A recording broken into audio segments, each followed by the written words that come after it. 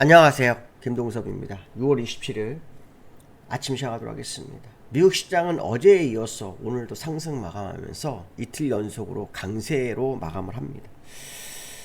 미국 시장의 상승이 요 근래 2개월 동안 횡보했던 부분을 돌파해주는 상승이라 상당히 의미가 있는데요. 사실 미국은 악재를 해소하면서 올라가는 그런 흐름이 요즘 있었습니다. 예를 들어서 중동이 문제가 일어났을 때 중동을 문제가 해결되면서 그쵸? 오히려 주가가 올라오는 그런 흐름이 있었죠. 오늘도 그런 흐름이 또 있었습니다. 물론 해결이라기보다는 이제 해결이 돼가는 과정 뭐 이런 쪽으로 해석을 할 수 있겠죠. 예를 들어서 이런 겁니다. 상호관세 문제가 7월 8일까지 유예를 줬기 때문에 7월 8일 안에 해결을 해야 되잖아요. 근데 지금 시장 모습을 보면 7월 8일까지 해결은 거의 어렵습니다. 그렇게 되면 이제 시장은 관세를 유예할 거냐 멈출 거냐에 대한 부분이죠. 근데 시장에서는 이 관세 유예에 대한 기대감이 상당히 큰데 지난번에 스콧 벤센트 재무장관이 한번 상호관세 유예를 생각하고 있다 언급을 했어요. 근데 어저께 대변인이 상호관세 유예 기간을 연장할 수 있다라는 식의 발언을 했어요. 그게 시장을 끌어올리는 그런 모습이 됐고요. 대변인은 이런 얘기를 합니다. 대통령이 내릴 결정이다 이렇게 해석을 하는데요. 사실 중국과도 관세 협상이 완전히 끝난 게 아니죠. 아직 끝난 거 아닙니다. 그렇죠? 50일인가 유예해놓고 지금 상황을 보는 상황이고 인도도 지금 뭐 해야 되고 일본도 지난번에 협상 마무리 못했습니다. 그렇죠? 그렇기 때문에 사실 여기서 관세를 매기면 또다시 주가가 급락할 수 있죠. 트럼프는 관세 유예를 선호할 확률이 높습니다. 왜냐하면 자기가 관세를 정책을 피면서 시장이 폭락했다가 관세 유예하면서 시간을 버니까 주가가 올라오거든요. 그렇기 때문에 일단 지난번 고점까지는 끌어올리려는 트럼프의 생각이 있을 수 있습니다. 그렇기 때문에 한 번 더 관세 유예를 할 거라는 거죠. 중요한 건 뭐냐면 얼마나 기간을 할 거냐의 싸움이죠.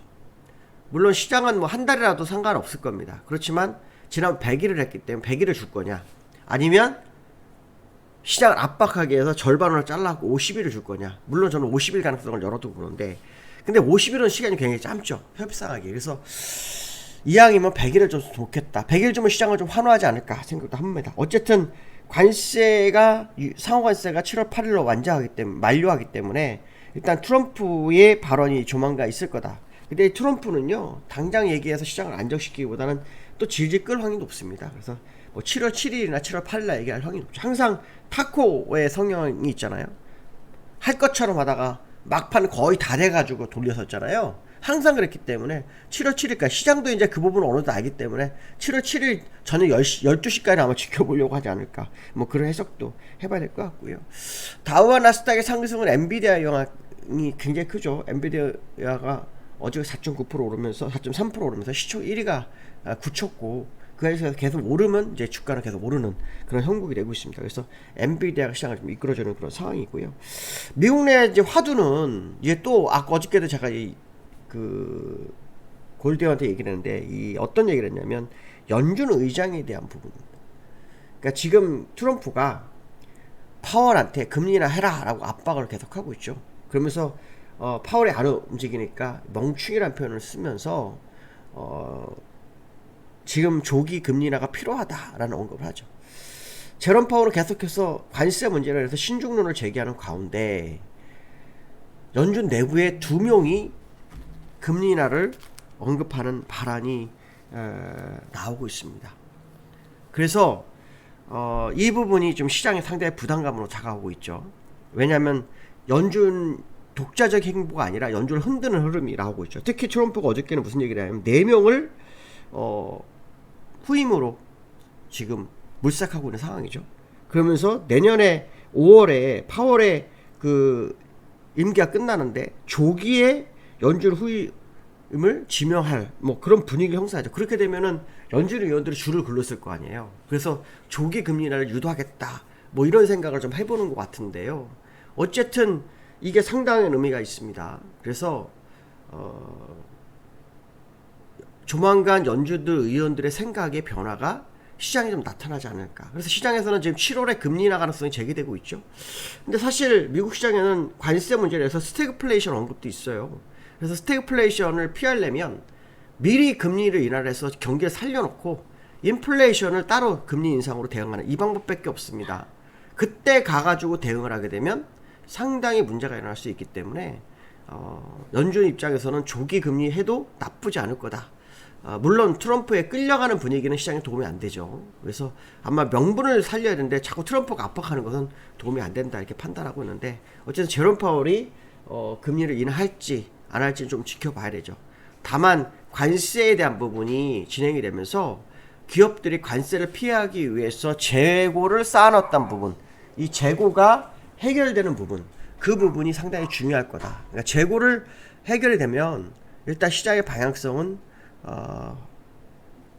지표에 대한 부분을 확인할 수 있겠죠. 그렇지만 어쨌든 재고가 조금 남아있는 것으로 판단되기 때문에 사실 연준으로서는 좀 시간을 딜레이할 수 있는 부분이 있지 않을까. 실제로 연준 중에서 이제 그 7월에 금리 인하를 언급하는 두 명 있지만 또 10월 달에 금리 인하를 10월이나 9월에 금리 인하를 요구하는 사람 또 나왔습니다. 그래서 아무래도 조만간 금리 인하에 대한 기대감 시장에 좀 반영이 되지 않을까.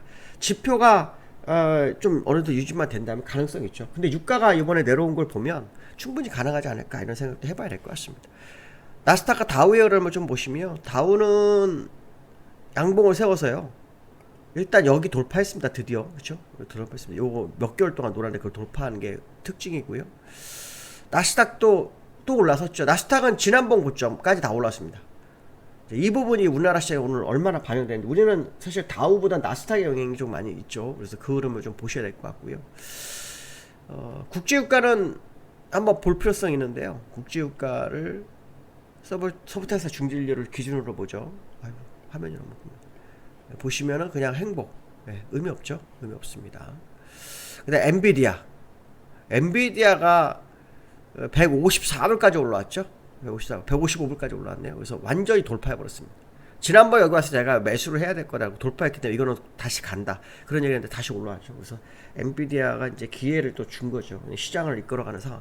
엔비디아가 요 고점을 돌파해버렸기 때문에 일단 시장에 대한 기대감이 굉장히 커지는 그런 상황이 될 거다, 이런 해석을 해볼 수 있을 것 같고요. 그 다음에 어저께 우리나라 장이 급락을 했죠. 제가 예상했던 것보다 더 늘렸다가 올라왔어요. 제가 이제 골드 회원들한테는 쫄지 마라. 여기는 상관없는 자리다. 그래서 버티겠죠. 그래서 어떻게 3036인가까지 밀렸었죠. 36까지 밀렸었고요. 거기서 올라왔습니다. 거의 33포인트, 43포인트를 회복시키고 끝났죠. 일단은 저는 어떤 생각을 하고 있냐면, 뭐 단기 상승에 대한 조정 뭐 이런 생각도 할 수 있겠지만, 위클리 만기가 어저께 있었어요. 위클리 만기 때문에 이 기관들의 매도, 이게 좀 영향을 좀 미친 것으로 좀 봅니다. 외국인과 기관이 위클리 만기로. 특히 외국인은 지금 기술적으로 어떤 상황이죠? 이 밀렸다가 여기서 공매도 쳤다가 올라왔다가 지금 쇼크업을 해가지고 올린 상황이잖아요. 근데 이제 어저께 하락의 이유가 뭐냐? 뭐 시장에서는 과매수권이다 뭐 이런 얘기도 있지만, 사실 어저께 MAS 선진국 지수 뉴스가 하나 툭 튀어나왔습니다. 우리나라가 관찰 대상국에도 못 들어갔다. 그 뉴스가 시장을 흔들었죠. 저는 그렇게 생각합니다. 물론 그것이 아닐 수도 있습니다. 아까 말씀드린 뭐 과매수 국면, 급격한 상승의 과매수 국면, 뭐 수급으로 외국 기관이 매도해서 뭐 이렇게 해석도 할 수 있지만, 재료상으로는 악재는 요 하나밖에 없었거든요. 그래서 시장에서는 이 부분이 좀 어느 정도 반응을 한 것 같은데요. 일단 그 TF가 구성됐다고 하죠. 그러면서 올해 그 선진국 MSCI 선진국 지수 편입 로드맵을 뭐 만들겠다 뭐 이런 얘기가 나오고 있고요. 6개 항목을 일단 다 해결을 해야 됩니다. 특히 뭐 환율 24시간, 그렇죠, 요렇게 해결이 돼야 되는 거죠. 근데 이제 이게 사실은 시장에는 화두가 아니었어요. 근데 이걸 가지고 이유를 내렸다면 좀 웃긴 거죠. 그래서 지금 어저께 하락은 의도적으로 이격을 줄이면서 상승 목표치를 만들어가는 뭐 그런 과정이었을 거다 생각을 좀 하는데요.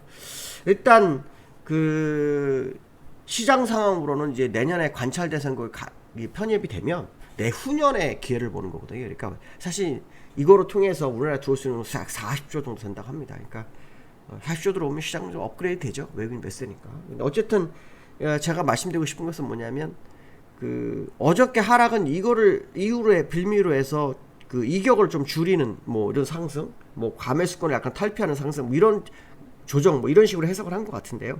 저는 의미 없다고 봅니다. 한번 지켜보실 필요성이 있을 것 같고요. 특히 오늘 이틀 조정 줬기 때문에 오늘 방향에서 특히 월말이 이제 월요일 한 번 더 거래가 됐잖아요. 그래서 월봉을 완성 어떤 식으로 만들어가는지 한번 지켜볼 필요성이 있다 이렇게 보시면 될 것 같고요. 어저께 수급적으로는 개인만 매수했어요. 일조 개인만 매수했습니다. 그래서 개인들이 시장을 좀 주도하는 그런 모습이 나오는데 저는 좀 아쉬운 것은 왜 기관이 매도할까? 외국인들이 시장을 매수해서 끌어올릴 수 있는 쇼크버린 물량이 상당히 있는데 기관이 눌러서 외국인들을 살려주는 이런 형태는 이해가 안 된다.